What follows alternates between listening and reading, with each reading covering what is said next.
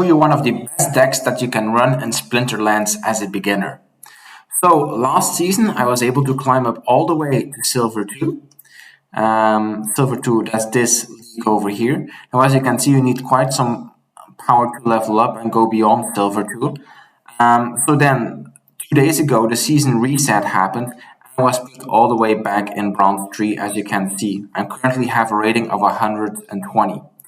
Now, in order to rank up that much last season and go to Silver 2, I had to play a lot of matches, which decreased my capture rate. As you can see, my capture rate is currently at 96%. Now, how does this work? Your energy capture rate determines how many dark energy crystals you get for every win. So you get your normal amount of dark energy crystals, and this is then multiplied by this capture rate. Now, this capture rate decreases with every win you have, or with every game you play, I would say, and then automatically refills at a rate of 25% per day. So usually it's best not to deplete this that much. Although a certain strategy could be that, like, for one day you run some really good cards and then you play all the time, and then you wait 3 days up until your energy capture rate is again full. But as you can see, mine is almost full, so the time has come to once again play and climb up the leagues, or at least the ratings. So today I want to show you one of the best beginner decks that you can run. It's a deck, an Earth deck using Mylor Crowling. Now, before we get started, if you want to play Splinterlands as well, there is a link down below in the description through which you can play Splinterlands totally for free. The cool part about this game is that you can earn cryptocurrency in this game, which you can sell for actual money. On top of that, you earn cards in the game, which are also worth actual money and you can sell. I personally have been playing this for a week and have already earned over $20, so not too shabby. Okay, let's take a look. The Mylor Crowling deck, like I said, is an Earth deck. Here you can see all of the Earth cards, and this in particular is Mylor Crowling. Now, he is very special because of his ability, mainly this one over here. It says all friendly monsters receive the Thorns ability at the start of the battle. Very, very powerful.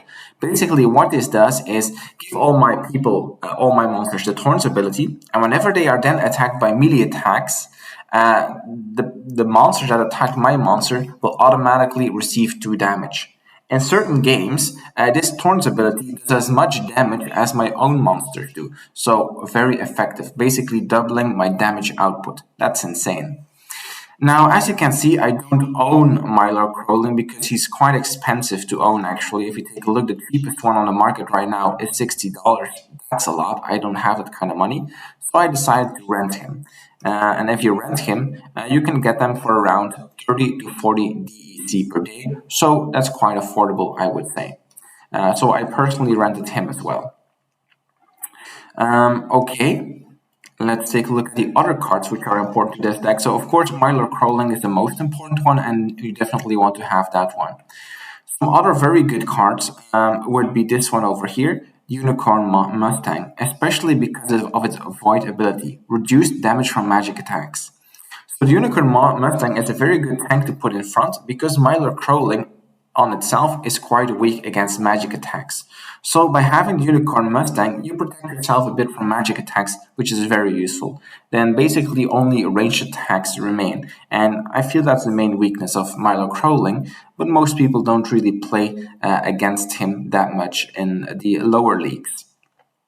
Now, another useful card to have is definitely the Earth Elemental, this one over here. As you can see, no special ability, but it had 6 health.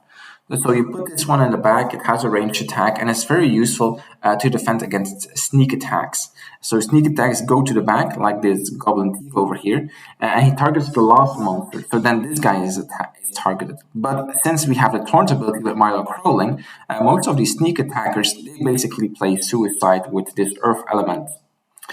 The Orc Sergeant is one that I also like to use. It has reach, it has a high amount of health. And I especially like these creatures with a lot of health, even though they don't have any armor. The main reason because I also run Wood Nymph. This is a card that I also rented. And Wood Nymph has the tank heal. I think the only card at level 1 which has tank heal, for the Earth deck at least. And it means that this monster, the wood nymph, he will always heal the unit in first place. So that will either be my Unicorn Mustang or Orc Sergeant. And oftentimes you can get a lot of value out of her. On top of that, she also has a magic attack. Now, I was able to rent her very cheaply. I don't know if you can see it over here, but I was able to pick her up for 0.1 DEC a day, but I was very lucky. Let's see what she normally rents for, about 1 DEC a day, so not too bad. If you want to purchase her, that will set you back about $6. So that's actually a possibility. I might consider perhaps buying her because I have that much DEC to buy her. Interesting. Okay, and then of course, you also can use neutral cards. Two neutral cards that I really like that I picked up is this one over here, the chicken, the Furious Chicken. I picked this one up. You can rent the chicken for about, I believe, 5 to 10 DEC. Oh, 7 DEC, so that's also quite reasonable. And the last one, that's the ooze. Let me see, where is my ooze? Over here. The ooze is pretty similar to the chicken, also just basically 1 health. It's something that you can throw in there when you don't only have 1 mana left, and its ability is reduces the speed of all enemy monsters by 1, so making your monsters a bit faster and make your monsters being able to better dodge the enemy attack. So if you want to rent this one, it'll set you about 1 to 2 DC a day, I believe. Yeah, so yeah, between 1 and 2. Okay, so those are the most important cards. I suggest that I show them in battle. So let's play some battles here. Now, I currently also have a snipe quest. So if it's possible to integrate some snipe cards, I'll probably do so. Now, before you get started, always a good idea to take a look at what the other person is running, because that can give you an idea as to what you should be running. So in this case, in his last 2 battles, this guy has run magic. So that means that we should probably consider putting our unicorn in front. Although that's not always ideal, because with such low mana cap, only of 12, we won't have much mana left for anything else. So we'll start off with Mylor Crowling, and then we'll take a look at our unicorn over here. We only have 1 mana left, that's not a whole lot. I think this is probably not the best idea, also because he won't have that much mana to run that much magic. So I think we'll go with something else. So I'll probably definitely pick the Earth Elemental in the back. It's a cheap one. And then we're basically looking for a cheap tank around 4 mana would be ideal. And that we have in the Biceratops. We'll put that one in front. We have 2 mana left. What can we get for that? We can get the Khmer Princess, which we'll put in the middle. And with our last mana, yeah, we can always put in a Furious Chicken as well. I like to put in the Furious Chicken just after the tanks. That protects these 2 guys in the back when my tank dies, and on top of that, it's also a good target when they use opportunity. So I'll place it over there, and we'll see how we do. Let's battle. Okay, so the other guy is running the red guy, which buffs his melee attack, so that's a good sign, because that means that he will use a lot of melee attacks, and that's good against our Thorns ability, of course. So let's rumble and see how this goes. So I'll speed up a bit. So this one is an annoying one because he heals, of course. But yeah, we'll see. So that one's Suicide. That was very useful. And we've taken out his front line, so we basically already won. Okay, that was a smooth fight. As you could see, the chicken was quite useful. And with the Thorns ability, the other guys basically played Suicide. So 0.3 mana or Dark Energy Crystals, not too shabby. Let's continue. So 15 mana cap, it's a bit more. This guy always plays blue. Lots of magic. So this guy playing lots of magic. So once again, this time I think it might be a good idea to go for the Unicorn Mustang. What can we do with 4 mana? We could either go for the Wood Nymph.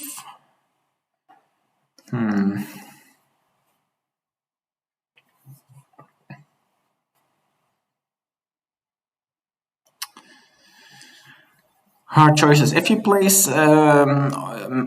magic, we are not 100% certain. That means that he won't have any sneak attacks. That means that we don't really need the Earth Elemental, even though it's quite good. I'm tempted to go for the Wood Nymph, but it's a risky play. So in all cases, we will put our Furious Chicken in the back to protect against a sneak attack. If we're lucky, the sneak attacker has less than 2 health and will be taken out by the Furious Chicken. And otherwise, we have to just hope that he doesn't have any snipe abilities and our Unicorn Mustang can finish everything off. Okay, let's try and see where this goes. Okay, he doesn't play magic. That's unfortunate. Yeah, Pyre. Okay, he has opportunity and a sneaker. That means that at least one of that our wood nymph will die. Yeah, we'll see if it's enough. It's going to be a close fight, this one. Okay, so that one's dead, but now our wood nymph will die. Oh, only does one attack. Okay, our wood nymph survived. Okay, this is a definite win. Okay, I didn't saw that that sneaker only had one attack, so yeah, easy win for us. As you can see, like the chicken was so tremendously valuable to us because it takes out a 3 mana card, only costing 0 mana. So that's just such a good deal. Yeah, the chicken is definitely a card that you need. Okay, let's continue. So, okay, a big mana cap, so we can be a little bit more generous as to how we play. This guy does not seem to have a fixed strategy. Now, this is one of the disadvantages of playing Mylor Crowling, at least if you play him all the time, is that people at a certain moment will see, okay, you're running Mylor Crowling, so they will try to counter you. And there are some decks that counter you, like I said, in particular ranged heavy decks.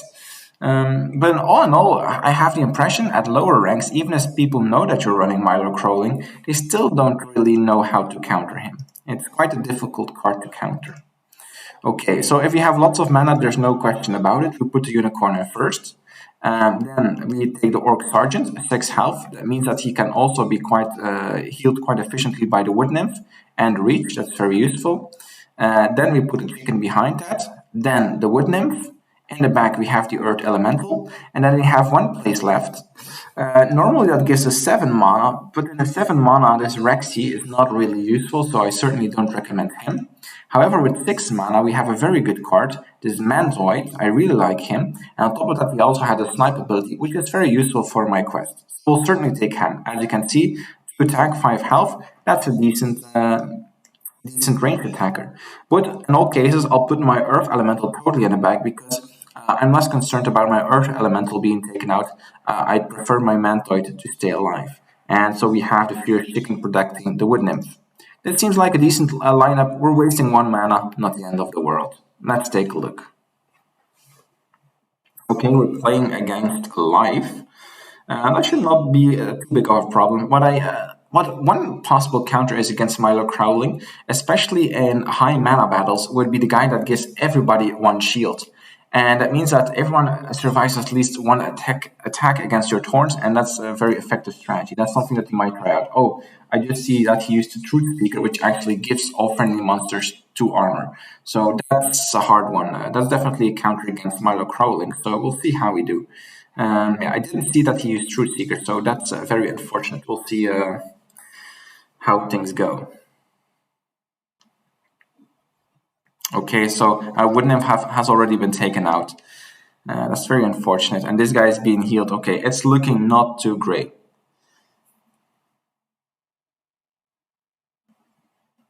Yeah, it's a tough one, but we'll see. Our Mantoid being taken out, not too great, guys. Okay, finally we've taken out his tank. Now we can take out his healer.